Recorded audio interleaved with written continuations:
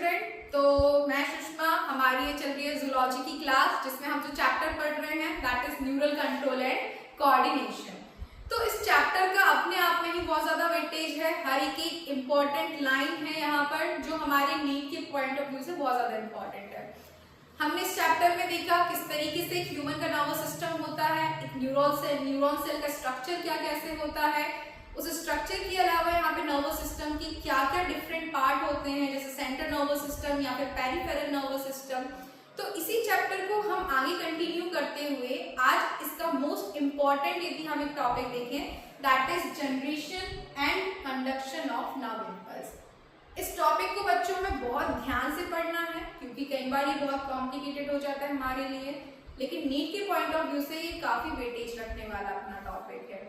एक एक लाइन हमें एनसीईआरटी की समझनी है और उसको करने के लिए सबसे पहले हम देखेंगे कि आखिर नर्व इम्पल्स का जनरेशन कैसे होता है, कंडक्शन कैसे होता है। समझने के बाद हम एनसीईआरटी की एक एक लाइन को कवर करेंगे, एक एक लाइन से जो है यहाँ पर हम देखेंगे किस तरीके से नीट में यहाँ पर क्वेश्चंस आते हैं। तो इसी के साथ हम स्टार्ट करते हैं generation and conduction of nerve impulse. तो सबसे पहले तो हम कोई भी टॉपिक पढ़ते हैं, कोई भी चैप्टर पढ़ते हैं तो वो हेडलाइंस क्या कहना चाह रही है, उसका सिग्निफिकेंस, उसका इंपॉर्टेंट पता होना हमें बहुत जरूरी है। जनरेशन मतलब किसी चीज की इनिशिएशन की बात हो रही है, उसको इनिशिएट करने के बाद किस तरीके से हमें कंडक्ट कराना है यानी ट्रांसफर कराना है, उस चीज को हम यहाँ पर जो है समझने की कोशिश करेंगे। अब वो चीज क्या है या वो परसेप्शन क्या है, पॉइंट क्या है, तो वो है किसी भी सिग्नल का, किसी भी स्टिमुलस का, सिग्नल या स्टिमुलस का मतलब क्या हो सकता है कि हमें पता है कि हम डिफरेंट साउंड्स वाइब्रेशंस को सुनते हैं, उनको सुनने के बाद हम कुछ रिस्पॉन्स करते हैं।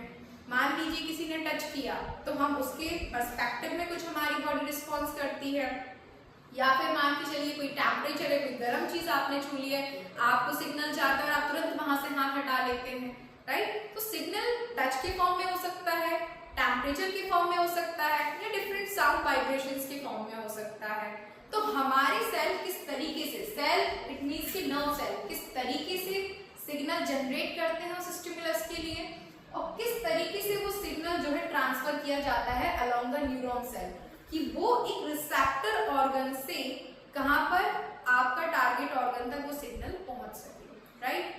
तो यहाँ पर इस पॉइंट को, इस टॉपिक को समझने से पहले सबसे पहले हम देखते हैं 3 वर्ड जिसमें हम देखेंगे पोलराइजेशन क्या स्टेट होती है, डीपोलराइजेशन क्या स्टेट होती है और थर्ड हम देखेंगे रीपोलराइजेशन क्या स्टेट होती है, रीपोलराइजेशन। तो यहाँ पर सबसे पहले बच्चों में 3 वर्ड्स को समझना बहुत जरूरी है कि नर्व सेल की 3 स्टेट होती है या फेज होती है। जैसे सबसे पहले बोला पोलराइजेशन, देन डीपोलराइजेशन और थर्ड हो गया अपने पास बेटा क्या, रीपोलराइजेशन। अब पोलराइजेशन क्या होता है, इसी को हम एक तरीके से बोल सकते हैं ये एक रेस्ट की कंडीशन है। रेस्ट, कोई सिग्नल नहीं आया, कोई स्टिमुलस नहीं आया है। तो हमारी सेल की यदि हम देखें, मान के चलिए ये सेल है हमारे पास, ये सेल का एक्सोप्लाज्म है। जैसे आप न्यूरॉन देखते हो ना, साइटोन सेल बॉडी होती है, फिर वहां पर एक्सोन लॉन्ग फाइबर होता है और लास्ट में एक्सोन के टर्मिनल्स होते हैं।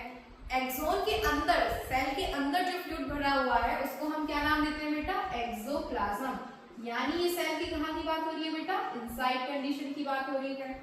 सेल के बाहर कुछ फ्लूइड होता है, इसको हम बोल देंगे एक्स्ट्रा सेल्यूलर फ्लूइड या फिर एक तरीके से आउटसाइड एनवायरनमेंट जो सेल का है वहां की बात हो रही है। तो पोलराइज स्टेट में होता क्या है कि अंदर होता है नेगेटिव चार्ज और बाहर होता है बेटा पॉजिटिव चार्ज। ये होती है एक सेल के रेस्ट की कंडीशन। अब इस रेस्ट के लिए ये डिफरेंट जो हमें दिख रहा है कि बाहर पॉजिटिव अंदर नेगेटिव चार्ज क्यों होता है, इस पॉइंट को हम समझने की कोशिश करेंगे आगे क्या रिस्पॉन्सिबल है इसके लिए। अब हम देखते हैं रीपोलराइजेशन क्या टर्म होता है। तो डीपोलराइजेशन क्या टर्म होता है, तो डीपोलराइजेशन में सेल के अंदर क्या होता है बेटा, पॉजिटिव चार्ज और बाहर क्या होने लगता है, नेगेटिव चार्ज। तो डीपोलराइजेशन एक तरीके से उस सेल की क्या होती है बेटा, एक्टिव स्टेट होती है। एक्टिव यानी कि किसी सिग्नल की एंट्री होती है। सिग्नल को अल्टरनेटिव टर्म में क्या मैं स्टिमुलस वर्ड बोल दूं, बिल्कुल, क्योंकि स्टिमुलस मतलब टच, टेम्परेचर, साउंड वाइब्रेशंस या लाइट सेंसिटिविटी किसी भी डिफरेंट फॉर्म में हो सकता है, राइट। तो यहाँ पर इस कंडीशन में जैसे ही किसी सिग्नल की एंट्री होती है, सेल के अंदर क्या होगा बेटा, पॉजिटिव चार्ज, और सेल के बाहर क्या होने लगेगा, नेगेटिव चार्ज। इसी को हम क्या बोलते हैं, डीपोलराइजेशन। क्या बोलते हैं बेटा, डीपोलराइजेशन। अब थर्ड क्या होगा, रीपोलराइजेशन। री मतलब रिटर्न आ रही है, रिवर्स आ रही है फेज। मतलब अब कोई चीज मान के चलो एक्टिव हुई है तो वापस से उसको रेस्ट की कंडीशन अचीव करनी पड़ेगी कि नहीं। तो रेस्ट की कंडीशन के लिए क्या होगा कि वापस अंदर नेगेटिव और वापस बाहर क्या होगा, पॉजिटिव। यानी इसने वापस से अपनी रेस्ट की कंडीशन को अचीव कर लिया है। तो इसी को हम क्या बोलेंगे बेटा, रीपोलराइजेशन। कि सबसे पहले रेस्ट में थी तो वहां अंदर नेगेटिव बाहर पॉजिटिव, इसको बोला पोलराइज स्टेट। फिर डीपोलराइजेशन में जैसे ही कोई सिग्नल आया अंदर पॉजिटिव होने लगेगा बाहर नेगेटिव, रिवर्स हो जाएगा यहाँ पर, तो इसको हम बोल देंगे डीपोलराइजेशन। अब वो सेल हमेशा तो एक्टिव रहेगी नहीं, वापस से उसको नॉर्मल कंडीशन में आना पड़ेगा कि वापस से वो सिग्नल को रिसीव कर सके। तो वापस से क्या होने लगेगा, अंदर नेगेटिव और बाहर पॉजिटिव। इसी को हम क्या बोल देंगे बेटा, डीपोलराइजेशन। तो ये तीन इस तरीके से क्या होगी बेटा, अपने सेल की फेज या स्टेट हो जाती है। अब यहाँ पर हमने देखा था कि पोलराइजेशन के अंदर, सेल के अंदर क्या है, नेगेटिव, सेल के बाहर क्या है बेटा, पॉजिटिव। तो इसके लिए रिस्पॉन्सिबल क्या है, इस पॉइंट को हम समझने की कोशिश करते हैं। तो सेल के अंदर हम देख रहे हैं नेगेटिव, सेल के बाहर हम देख रहे हैं पॉजिटिव। इसके लिए क्या होते हैं बेटा, कुछ आयन चैनल्स रिस्पॉन्सिबल होते हैं। क्या रिस्पॉन्सिबल होते हैं बेटा, आयन चैनल्स। तो यहाँ पर ये आयन चैनल्स क्या क्या है, इनके हम नाम देखते हैं। सबसे पहले यहाँ पर होता है एक डिफ्यूजन चैनल। क्या होता है बेटा, डिफ्यूजन चैनल। डिफ्यूजन का मतलब हम समझते हैं कि कोई भी सॉल्यूट जो होता है वो अपनी high concentration to low concentration आता है। क्या यहाँ पर सेमी परमेबल मैग्नेट पार्टिसिपेट करती है, नहीं होती है। तो डिफ्यूजन में क्या होंगे, सॉल्यूट या फिर आयंस अपनी high to low concentration move करेंगे। और ये जो प्रोसेस होती है ये कैसी होती है बेटा, पैसिव प्रोसेस। कोई एटीपी, कोई एनर्जी का खर्चा यहाँ पर नहीं लगने वाला। तो ये हो गया अपने पास क्या है, डिफ्यूजन चैनल। तो हमारी जो यहाँ पर सेल है उसके पास दो टाइप के डिफ्यूजन होते हैं। एक सोडियम के लिए डिफ्यूजन चैनल और दूसरा यहाँ पर हम बात करेंगे पोटेशियम के लिए क्या डिफ्यूजन चैनल्स होते हैं। फिर इसके बाद एक और यहाँ इंपॉर्टेंस आती है, बॉटनी में भी आपने पढ़ा होगा, सोडियम पोटेशियम पंप। क्या बेटा, सोडियम पोटेशियम पंप। और ये जो पंप होता है ये कैसे काम करता है, एक्टिव तरीके से काम करता है। एक्टिव इट मींस कि यहाँ पर लगने वाला है एटीपी का खर्चा, एनर्जी लगने वाली है। अब एनर्जी कब लगती है कि जब हम किसी मूव आयंस को या किसी भी सॉल्यूट को या किसी भी मॉलिक्यूल को उसकी लो टू हाई कॉन्सेंट्रेशन मूव कराने की कोशिश करते हैं, यानी अगेंस्ट दी कॉन्सेंट्रेशन ग्रेडियंट आप उसको मूव कराने की कोशिश करते हो। तो वहां पे हमें क्या रिक्वायरमेंट होता है बेटा, एनर्जी की रिक्वायरमेंट होती है। तो इसको हम क्या बोलते हैं, एक्टिव ट्रांसपोर्ट। क्या बोलते हैं, एक्टिव ट्रांसपोर्ट। तो इस एक्टिव ट्रांसपोर्ट में क्या होगा कि हमारे पास है ये सोडियम पोटेशियम पंप। इस पंप के थ्रू 3 सोडियम को फेंका जाएगा बेटा बाहर, और बदले में क्या होगा, 2 पोटेशियम को हम लेके आएंगे सेल के अंदर। और यहाँ किसका खर्चा लगेगा अपन को बेटा, एटीपी का खर्चा। किसका खर्चा लगने वाला है बेटा, एटीपी का खर्चा, यानी एनर्जी का खर्चा लगने वाला है। तो 3 सोडियम बाहर, बदले में 2 पोटेशियम अंदर। क्यों, अभी हम समझने की कोशिश करेंगे आगे इन डिटेल में। तो ये है अपना सोडियम पोटेशियम पंप। अब सोडियम पोटेशियम पंप के अलावा होता है एक और VGC, यानी इसी को हम बोलते हैं बेटा वोल्टेज गेटेड चैनल। क्या बोलते हैं, वोल्टेज गेटेड चैनल। अब वोल्टेज मतलब है कि एक स्पेसिफिक वोल्टेज पर ही ओपन होगा। यूजली हम देखेंगे आगे कि नर्व सेल जो है बाहर पॉजिटिव अंदर नेगेटिव, एक तरीके से यहाँ पर वोल्टेज पोटेंशियल डिफरेंस क्रिएट हो रहा है। तो यहाँ पर जैसे कोई सिग्नल आता है तो उस वोल्टेज में भी चेंज होता है। तो कुछ ऐसे चैनल्स होते हैं जो स्पेसिफिक वोल्टेज पर ओपन होते हैं कि मान के चलो कोई 60 मिली वोल्ट पर ओपन हो रहा है, कोई -30 मिली वोल्ट पर ओपन हो रहा है। तो डिफरेंट वोल्टेज में एक स्पेसिफिक चैनल जो है अपना ओपन होता है। तो यहाँ पर अपन देखेंगे कौन कौन से वोल्टेज गेटेड चैनल होते हैं।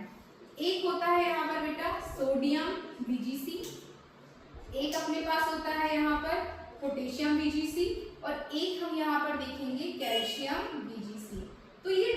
3 टाइप के क्या होते हैं, वोल्टेज गेटेड चैनल्स होते हैं जो एक स्पेसिफिक वोल्टेज के रिस्पॉन्स में ओपन होते हैं, अदरवाइज क्या रहेंगे बेटा, वो क्लोज रहेंगे।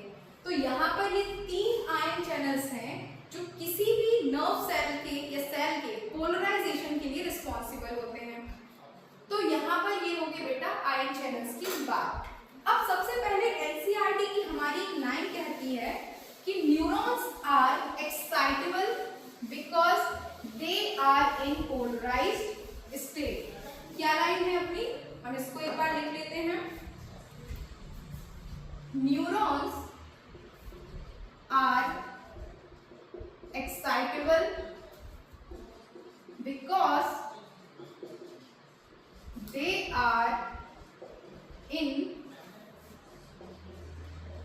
polarized state। तो ये बोल रहा है कि न्यूरॉन सेल क्या है, एक्साइटेबल है। एक्साइटेबल मतलब किसी सिग्नल को रिसीव कर सकती है। क्यों रिसीव करती है, क्योंकि ये किस स्टेट में होती है, पोलराइज्ड स्टेट। और पोलराइज्ड स्टेट के लिए जो रिस्पॉन्सिबल है, अभी हमने देखा कौन रिस्पॉन्सिबल है बेटा, आयन चैनल्स इसके लिए रिस्पॉन्सिबल होते हैं। अब यहाँ पर ये आयन चैनल्स किस तरीके से पोलराइजेशन के लिए रिस्पॉन्सिबल है, थोड़ा हम उसको लेकर चलते हैं। तो सबसे पहला हमारा पॉइंट ऑफ डिस्कशन आता है कि बेटा पोलराइजेशन किस तरीके से यहाँ पर मेंटेन किया जा रहा है और ये आयन चैनल किस तरीके से यहाँ पर रोल प्ले कर रहे हैं। तो पोलराइजेशन में अभी एक रफली अगर हमने देखा, अंदर था बेटा नेगेटिव और बाहर कैसी कंडीशन थी बेटा, पॉजिटिव। इसी को हम क्या बोल रहे थे, पोलराइजेशन बोल रहे थे। क्या बोल रहे थे, पोलराइजेशन, यानी कि रेस्ट की कंडीशन। और इस रेस्ट की कंडीशन को कौन बना रहा है बेटा, आयन चैनल्स बना रहे हैं। अब मान के चलो ये हमारे पास है सेल। इस सेल में ये रिप्रेजेंट कर रहा है एक्सोलेमा, यानी एक्सॉन की मेम्ब्रेन की बात हो रही है। इस सेल के अंदर यहाँ पर कुछ भरा हुआ है फ्लूइड, जिसको हम नाम दे रहे हैं बेटा एक्सोप्लाज्म। क्या नाम दे रहे हैं बेटा, एक्सोप्लाज्म। ठीक है। अब यहाँ पर इस सेल के बाहर की कुछ कंडीशंस हैं। इस सेल के बाहर जो फ्लूइड है, हमने क्या बोला था बेटा, एक्स्ट्रा सेल्यूलर फ्लूइड। तो यहाँ पर जो एक्स्ट्रा सेल्यूलर फ्लूइड है बेटा, इसमें किसकी ज्यादा अमाउंट होती है बेटा, सोडियम आयंस का अमाउंट कंपैरेटिवली ज्यादा होता है। वहीं पर जो अपना एक्सोप्लाज्म है, क्या है बेटा, एक्सोप्लाज्म। इस कंडीशन में इसके पास क्या ज्यादा है, पोटेशियम कंपैरेटिवली ज्यादा है। सेकंड इसके पास क्या ज्यादा है, नेगेटिवली चार्ज्ड प्रोटीन। क्या है बेटा ज्यादा, नेगेटिवली चार्ज्ड प्रोटीन। तो यदि हम एक रेस्टिंग एक्सोलेमा की बात करें, किसकी बात करें बेटा, रेस्टिंग एक्सोलेमा, यानी कोई सिग्नल, कोई भी स्टिमुलस कुछ भी नहीं आया है। तो रेस्टिंग एक्सोलेमा क्या होती है, इन नेगेटिवली चार्ज प्रोटीन के लिए इम्परमिएबल होती है। क्या होती है बेटा, इम्परमिएबल। और नॉट ओनली रेस्टिंग एक्सोलेमा, कोई भी एक्सोलेमा, चाहे कभी कोई सिग्नल आ रहा हो, नहीं आ रहा हो, ये नेगेटिवली चार्ज प्रोटीन कभी भी लीक करके बाहर नहीं जाते हैं। बात आती है क्यों नहीं जाते, क्योंकि इनका जो साइज होता है कंपैरेटिवली वो बड़ा होता है। और बड़े साइज होने की वजह से इस मेम्ब्रेन में जो भी पोर्स होंगे उनके थ्रू ये लीक करके इजीली नहीं जा पाएगा। तो यहाँ पर नेगेटिवली चार्ज प्रोटीन के लिए क्या होती है मेम्ब्रेन, इम्परमिएबल। क्या होती है बेटा, इम्परमिएबल। एक और पॉइंट हम यहाँ पर देखें कि जो हमारी रेस्टिंग एक्सोलेमा है ये इम्परमिएबल होती है सोडियम आयंस के लिए, यानी कि ये जो सोडियम आयंस है वो बाहर से अंदर नहीं आ सकते हैं। तो resting axolemma is impermeable to sodium ions. तो हमने 3 चीजें देखी कि सेल के बाहर एक्स्ट्रा सेल्यूलर फ्लूइड में कौन ज्यादा है, सोडियम। एक्सोप्लाज्म यानी सेल के अंदर क्या ज्यादा है, पोटेशियम। एक और चीज क्या ज्यादा है, नेगेटिवली चार्ज प्रोटीन। ये नेगेटिवली चार्ज प्रोटीन के लिए हमारी एक्सोलेमा क्या है, इम्परमिएबल। क्यों इम्परमिएबल है, क्योंकि साइज में ये बड़े हैं, तो उस वजह से ये लीक करके डिफ्यूज करके इजीली बाहर नहीं जा सकते हैं। अब यहाँ पर पॉजिटिव आयन और नेगेटिव चार्ज की फॉर्म में है प्रोटीन्स। दोनों की कंपैरेटिव बेसिस पर हम देखें तो नेगेटिवली चार्ज प्रोटीन का अमाउंट क्या होता है बेटा, ज्यादा अमाउंट में होता है। तो आप देखो पॉजिटिव नेगेटिव दोनों चार्ज में ज्यादा अमाउंट में कौन आपको दिख रहा है, प्रोटीन ज्यादा है एज कंपेयर टू पोटेशियम। तो यहाँ पर उसकी वजह से डोमिनेंट क्या चार्ज दिखेगा, माइनस का चार्ज दिखेगा। क्यों, due to these negatively charge protein. Potassium potassium की कंपेयर में भी सेल के अंदर क्या ज्यादा है, प्रोटीन्स का अमाउंट ज्यादा है, और ये प्रोटीन के ऊपर नेट चार्ज क्या है, नॉर्मल फिजियोलॉजी में नेगेटिव चार्ज है। तो अंदर नेगेटिव और बाहर क्या हो गया बेटा, पॉजिटिव चार्ज, क्योंकि बाहर इतना नेगेटिव चार्ज नहीं है, बाहर है सबसे ज्यादा सोडियम। क्या ज्यादा है बाहर, सोडियम। सोडियम के ऊपर कौन सा नेट चार्ज होता है बेटा, पॉजिटिव चार्ज। तो ड्यू टू सोडियम क्या हो गया, बाहर पॉजिटिव, और अंदर डोमिनेंट फॉर्म में कौन है, नेगेटिवली चार्ज प्रोटीन, तो अंदर क्या है अपने पास, नेगेटिव चार्ज है। ठीक है, तो इस तरीके से यहाँ पर आप देख रहे हो कि पोलराइजेशन में बाहर पॉजिटिव और अंदर क्या होता है, नेगेटिव चार्ज होता है। अब बात आती है, मैंने आयन चैनल्स की तो बात की नहीं, आयन चैनल्स किस तरीके से बाहर सोडियम को बना के रख रहे हैं और अंदर किसकी कॉन्सेंट्रेशन ज्यादा हो रही है बेटा, पोटेशियम। ये जो ग्रेडियंट एस्टैब्लिश हो रहा है कि बाहर सोडियम अंदर पोटेशियम ज्यादा, कौन कर रहा है, कैसे कर रहा है, क्यों हो रहा है, तो हम इसमें देखते हैं कि आयन चैनल्स किस तरीके से रोल प्ले करते हैं। ठीक है, तो इस टॉपिक को हम रफ करके अब देखते हैं आयन चैनल्स इसमें किस तरीके से हेल्प कर रहे हैं।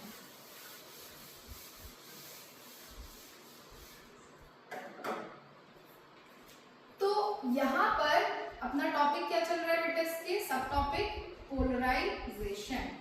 इस पोलराइजेशन में हम देख रहे हैं कि बाहर सोडियम ज्यादा है, कहाँ पर बेटा, एक्स्ट्रा सेल्यूलर फ्लूइड में, और अंदर कौन ज्यादा है बेटा, पोटेशियम ज्यादा है। ठीक है, तो यहाँ पर आप एक चीज समझने की कोशिश करें, तो यहाँ पर अपने पास क्या है, कुछ डिफ्यूजन चैनल। ठीक है, डिफ्यूजन चैनल्स में ग्रेडियंट के अकॉर्डिंग सोडियम अंदर आ सकता है, ये क्या है बेटा, सोडियम, और अंदर भरा हुआ पोटेशियम वो डिफ्यूज करके क्या जाएगा, बाहर। तो ये जो दोनों हैं, ये अपने पास क्या है बेटा, डिफ्यूजन चैनल। क्या है बेटा, डिफ्यूजन चैनल, और ये अपनी कॉन्सेंट्रेशन ग्रेडियंट के अकॉर्डिंग मूव करेंगे। तो सोडियम अंदर आएगा और पोटेशियम बाहर जाएगा। लेकिन यहाँ पर जो अपनी रेस्टिंग एक्सोलेमा है, क्या है बेटा, रेस्टिंग एक्सोलेमा, ये क्या होती है, it is impermeable to sodium ions. ये जो हमारे रेस्ट की कंडीशन में एक्सोलेमा है, ये सोडियम आयंस को अंदर नहीं आने दे रही है, इसके लिए क्या है, इम्परमिएबल है, ऑलमोस्ट, या फिर हम हमारी एनसीईआरटी वर्ड यूज करती है नियरली इम्परमिएबल, कि ज्यादा सोडियम आयन अंदर नहीं आ पा रहे हैं। क्यों, क्योंकि सोडियम के लिए जो डिफ्यूजन चैनल का नंबर है वो सिग्निफिकेंटली बहुत ज्यादा कम है, तो उतना अमाउंट में सोडियम अंदर नहीं आ पा रहा है डिफ्यूज करके। लेकिन जो पोटेशियम डिफ्यूजन चैनल है, इनका नंबर कंपैरेटिवली ज्यादा है, तो भर भर के पोटेशियम क्या कर रहा है बेटा, बाहर जा रहा है।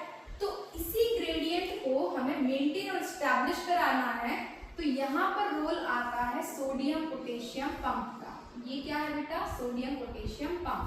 थोड़ा हम इसको अच्छे से बना लेते हैं कि ये अपने पास क्या है बेटा, इस तरीके से सोडियम पोटेशियम पंप है, सोडियम पोटेशियम पंप है। अब ये पंप एक्टिव तरीके से काम करता है, अंदर क्या ज्यादा है बेटा, पोटेशियम ज्यादा है, बाहर क्या ज्यादा है बेटा, सोडियम ज्यादा है। तो ये क्या कर रहा है, अंदर से 3 सोडियम को उठा के फेंक रहा है बाहर, 3 सोडियम कहाँ जा रहे हैं, बाहर, और बदले में 2 पोटेशियम को ये क्या ला रहा है, अंदर। अब अगेंस्ट द ग्रेडियंट हुआ कि नहीं हुआ, क्योंकि बाहर एक्स्ट्रा सेल्यूलर फ्लूइड में सोडियम का अमाउंट ज्यादा है, तो और अंदर सोडियम का अमाउंट कम है, और जबकि ये लो टू हाई कॉन्सेंट्रेशन सोडियम को लेके जा रहा है, तो ऑब्वियस सी बात है इसमें क्या लगने वाला है तुमको, एटीपी अगेंस्ट द ग्रेडियंट लेके जाने में। बदले में क्या लेके आएगा, ये पोटेशियम को 2 पोटेशियम को पकड़ेगा और बदले में 2 पोटेशियम को अंदर लेके आ रहा है। तो यहाँ देखो पोटेशियम बाहर कम होता है और अंदर पोटेशियम ज्यादा होता है, तो पोटेशियम भी लो टू हाई कॉन्सेंट्रेशन आ रहा है, दोनों अगेंस्ट द ग्रेडियंट यहाँ पे चल रहे हैं। तो इस कंडीशन में क्या होगा, यहाँ पर एनर्जी एटीपी का खर्चा लगेगा। तो यहाँ पर हम देखते हैं कि जब रेस्ट की कंडीशन होती है तो बाहर सोडियम ज्यादा और अंदर क्या ज्यादा है बेटा, पोटेशियम ज्यादा है। तो इस कंडीशंस को, इस ग्रेडियंट को मेंटेन करने में कौन हेल्प करता है, ये मेंटेन करने में हेल्प करता है आपका सोडियम पोटेशियम पंप। कौन हेल्प करता है बेटा, सोडियम पोटेशियम पंप। तो स्टार्टिंग में हमने देखा डिफ्यूजन हो रहा है। डिफ्यूजन मतलब कि सोडियम अंदर आएगा हाई टू लो कॉन्सेंट्रेशन और पोटेशियम बाहर जाएगा। लेकिन रेस्टिंग जो एक्सोलेमा है वो नियरली इम्परमिएबल होती है सोडियम आयंस के लिए। क्यों? क्योंकि सोडियम के लिए जो चैनल्स का नंबर है वो कंपैरेटिवली कम है। तो जितना सोडियम अंदर नहीं आ रहा लेकिन उससे ज्यादा सोडियम पोटेशियम जो है बाहर निकल जा रहा है, तो ग्रेडियंट डिस्टर्ब हो जाएगा यहाँ पर।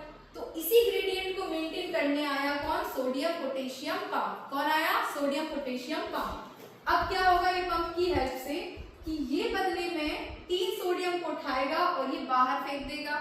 तो लो टू हाई कॉन्सेंट्रेशन लेके गया और यहाँ पर अपोजिट पोटेशियम बाहर कम होता है और 2 पोटेशियम को उठा के अंदर लेके आया।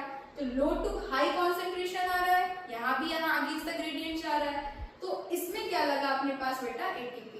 तो ये जो ग्रेडियंट स्टैब्लिश हो रहा है कि एनी हाउ बाहर हम सोडियम का कॉन्सेंट्रेशन ज्यादा रख रहे हैं और अंदर पोटेशियम का। तो ये ग्रेडियंट मेन कौन मेंटेन करने में हेल्प कर रहा है? Sodium potassium pump. और ये कैसे काम कर रहा है? एक्टिवली, क्योंकि लो टू हाई कॉन्सेंट्रेशन इनको मूव करा रहा है। तो इसी के साथ हम थोड़ा सा अपने टॉपिक को समाप्त करते हैं। हमने देखा कि किस तरीके से पोलराइजेशन, डीपोलराइजेशन स्टेट होती है। आयन चैनल किस तरीके से यहाँ पर रोल प्ले करते हैं, जिसमें हमने देखा कि पोलराइजेशन स्टेट को मेंटेन करने के लिए क्या क्या आयन चैनल्स रिस्पॉन्सिबल हैं। तो हमने जैसे कि देखा कि सेल के बाहर एक्स्ट्रा सेल्यूलर फ्लूइड में सोडियम ज्यादा होता है, सेल के अंदर पोटेशियम ज्यादा होता है। तो यहाँ पर ये ग्रेडियंट मेनली कौन मेंटेन करवा रहा है बेटा? सोडियम पोटेशियम पंप मेंटेन करवा रहा है। सेल के अंदर नेगेटिव चार्ज था, किसकी वजह से? नेगेटिवली चार्ज प्रोटीन की वजह से, क्योंकि पोटेशियम पॉजिटिव आयन के भी कंपेयर में कौन ज्यादा है अंदर बेटा? प्रोटीन ज्यादा है। और जो रेस्टिंग एक्सोलेमा होती है वो इम्परमिएबल होती है, किसके लिए बेटा? सोडियम आयंस के लिए। ऑलमोस्ट ये नियरली इम्परमिएबल होती है, राइट? क्योंकि सोडियम के लिए जो डिफ्यूजन चैनल्स का नंबर है वो सिग्निफिकेंटली क्या है अभी यहाँ पर? कम है।